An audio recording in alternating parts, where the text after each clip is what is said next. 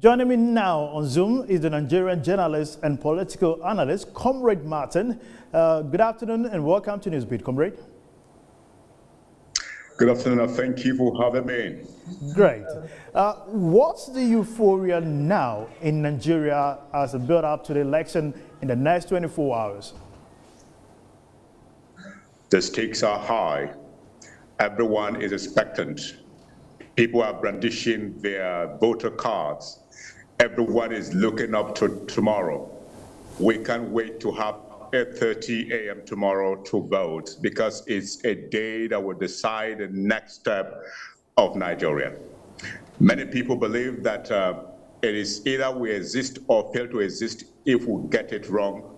But if we get it right, Nigeria will continue to exist. So Nigerians, especially the younger generation, are willing to see the change that they've been clamoring for using the power of their voter cards. So everyone is expectant, and I can assure you that the streets are busy. Everyone is moving. People are traveling from state to state because some of the persons registered in different states of the country, and so they were not able to make their transfer of their voter polling unit to where they are. So it's a mass movement of people from one place to another because they want to go and exercise their legitimate franchise.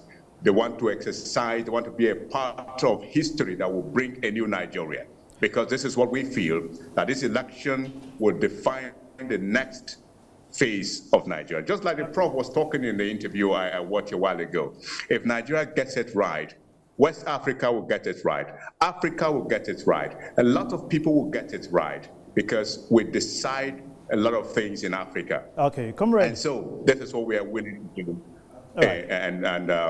This is the atmosphere in Nigeria as I speak with you. We understand to get it right, as Prof. Lumumba earlier said, it takes a lot of investment and also dissemination of information. So far, how has INEC been disseminating in terms of polling stations and all relevant things needed to ensure free and fair election? I must be kind and fair to INEC. INEC has done well. In the last 3 months, INEC has done well.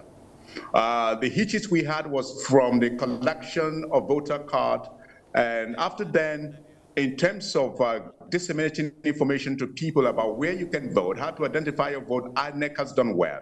As I speak with you, there are online platforms where you can just log in and see your polling unit, identify where your name is, and check if your name's online ahead of the elections before that day. And that has been ongoing for the past 3-4 weeks now.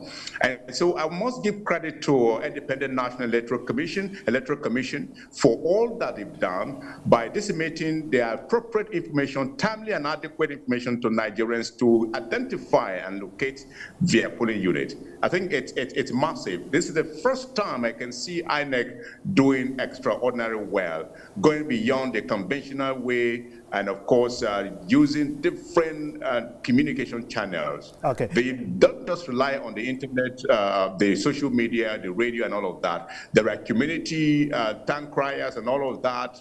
So many things have been going on in Nigeria, and I think that INEC deserve our pats on their back. I pray that the election will be peaceful, and of course they will not compromise in the process. Okay. If that is done, it means that we want to have the best election in Nigeria since democracy.